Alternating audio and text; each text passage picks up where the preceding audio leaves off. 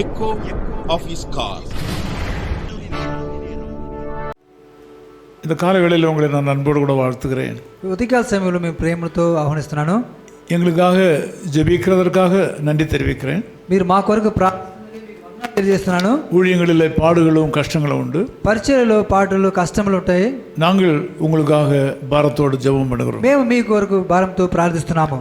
1 யோவான் 2:17 நாம் படிக்கும்போது 1 యోహాను 2:17 చూసినట్లయితే ஒரு நிலையான வாழ்வை குறித்த ஒரு வெற்றி வார்த்தை அமைந்திருப்பதை பார்க்கலாம். ఒక వాక్యములు చూసినట్లయితే లోక సంబంధమైన వాక్యము మనం గమనించగలము. தேவனுடைய சித்தத்தின்படி செய்கிறவனோ என்றென்றைக்கும் நிலைத்திருப்பான், உலகமும் அதன் இச்சையும் ஒழிந்து போகும். లోకమును దాని ఆశయు గతించిపోతున్నవి కానీ దేవుని చిత్తమును జరిగించేవాడు నిరంతరము నిలుచును. உலகம் ஒழிந்து போகும், లోకము గతించును, அதில் உள்ள இன்பங்களும் ஒழிந்து போகும், దానిలో నిమ్మత లేకుండా ఉంటుంది. உலகத்தில் உள்ள ஆசீர்வாதங்கள் ஒன்றும் நிற்காது. లోక ఆశీర్వాదములు స్థిరముగా ఏమి ఉండవు. உலகத்திலே சொல்வார்கள் மாற்றம் மட்டுமே மாறாதது என்று. లోకము రీతికి తెలియజేస్తుంది மாற்றம் மட்டுமே மாறாதது, மாறிக்கொண்டே இருக்கும்.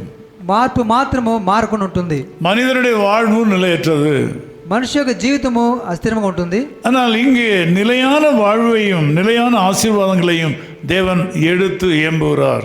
స్థిరమైన ఆశీర్వాదములు దేవుడు మనకు అనుగ్రహించబోతున్నాడు. தேவனுடைய சித்தத்தின்படி செய்கிறவன் நிலைத்திருப்பான், దేవునికి చిత్తం ప్రకారం జరిగించేవాడు స్థిరముగా ఉండను. உலகமும் அதனுடைய ஆசீர்வாதங்களும் ஒழிந்து போகும். లోకము దాని ఆశీర్వాదములు కోల్పోవును.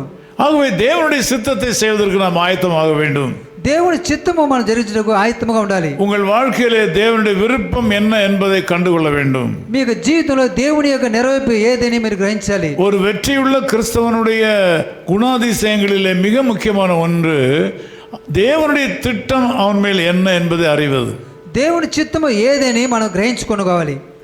அதை அறிந்து அதற்காக தன்னை விற்று போட வேண்டும்.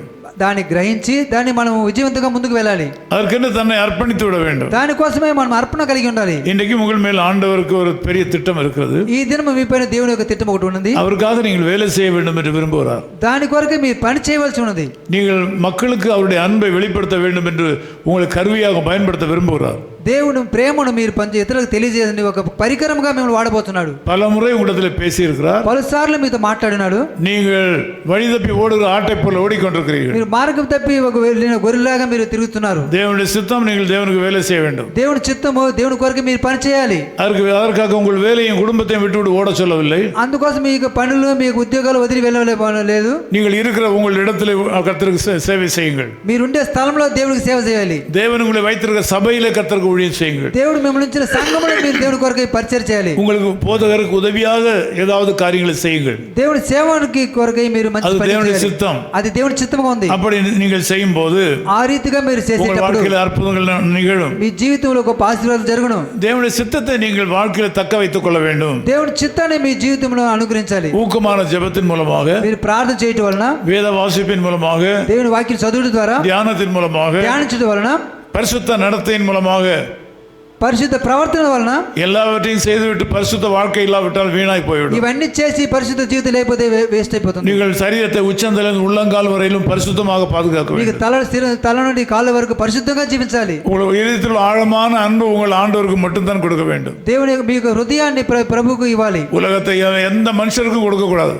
లోకంలో ఎవరి మనిషికి ఇవ్వకూడదు. யாரையும் சார்ந்து விடக்கூடாது. ఎవరి మీద ఆధారపడి ఉండకూడదు. யாரையும் சார்ந்து கெட்டு போக கூடாது. ఎవరి మీద ఆధారపడి చెడిపోకూడదు. மனிதர்கள் மாறி விடுவார்கள். మనుషులు మారిపోతుంటారు. மனுஷர்கள் கைவிட்டு விடுவார்கள். మనుషులు చేయవదిలేస్తారు. அப்ப அவர்கள் வார்த்தைகளை மாற்றி விடுவார்கள். వారి యొక్క మాటలు మార్చి இயேசு கிறிஸ்து மாறாதவர். యేసుక్రీస్తు మార్చిన அவர் ஒருத்தர் தான் மாறாதவர். ఆయన నిజమైన వ్యక్తి. நீங்கள் அவரை பற்றிக் கொள்ள வேண்டும். ఆయన మీరు పట్టుకోవాలి. பரிசுத்த வாழ்க்கைக்கு உங்களை ஒப்பு கொடுக்க வேண்டும். పరిశుద్ధంగా మీరు జీవించాలి. ஜெபிக்கலாம். ప్రార్థిద్దాం.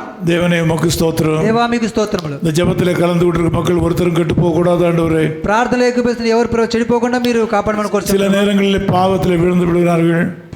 అనేక సార్లు పాపంలో పడిపోతున్నారు. போதை பொருளுக்கு அடிமையாகி விடுகிறார்கள். తండ్రి లోక రీతిగా జీవిస్తున్నారు. తండ్రి கெட்ட பழக்க வழக்கங்களுக்கு அடிமையாகி விடுகிறார்கள். అలవాట్లకు లోపడుతున్నారు. தவறான உறவுகளில் சிக்கிக் கொள்கிறார்கள். అనేక విధములుగా మారిపోతున్నారు. ஆண்டவரே இந்த மக்களை பாதுகாக்க வேண்டும் என்று ప్రభువా భద్రపరచమని కోరుచున్నాం. உமக்கு இந்த பரிசுத்த வாழ்க்கை வாழட்டும். ప్రభువా వీరు పరిశుద్ధంగా జీవించడానికి பரிசுத்த பிள்ளைகளாக மாறட்டும். పరిశుద్ధ బిడ్డలుగా జీవించు. உமக்கு ஊழியம் செய்யட்டும். మీ కొరకు పరిచర్య చేయండి. இதன் மூலம் உம்முடைய நாமம் மகிமைப்படுவதாக. இதனை బట్టి మీకు నామం இந்த நாளுகளுக்கு மிகுந்த ஆசீர்வாதத்தின் நாளாக மாறுவதாக. ఈ దిన వారికి మీకు ఆశీర్వాద దినముగా మార్చమని కోరుచున్నాం. தேவையான காரியங்கள் எல்லாவற்றையும் கொடுப்பீராக. మీరు అన్ని కార్యములు జరిపించమని కోరుచున్నాం. இயேசு கிறிஸ்துவின் நாமத்தில் ஜெபிக்கிறோம் பிதாவே. యేసు క్రీస్తు నామములో ప్రార్థిస్తున్నాను తండ్రి. ஆமென். ఆమేన్. பரிசுத்தமாகுதலை பயத்தோடென்றும் காத்துக் கொள்வோம். பரிசுத்தமாகுதலை பயத்தோடென்றும் காத்துக் கொள்வோம்.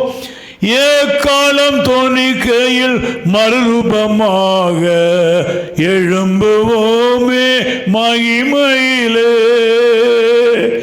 ஏக்காலம் தோணிக்கையில் மறுரூபமாக எழும்புவோமே மகிமையிலே.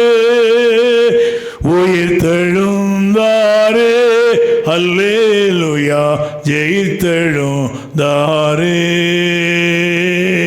உயிருடன் எழுந்த மீட்பரேசன் சொந்தமானாரே. உயிருடன் எழுந்த மீட்பரேசன் சொந்தமானாரே. உயிர்த்தெழுந்தாரே. Hallelujah. Echo of His Call Ministries, 10 Muhammad Abdullah 2nd Street, opposite International Cricket Stadium, Chepauk, Chennai 600005, India. Phone 9144-2852-8282. Mobile phone and WhatsApp 91-98412-71858. Email sam@echoofhiscall.org. Website www.echoofhiscall.org. God bless you.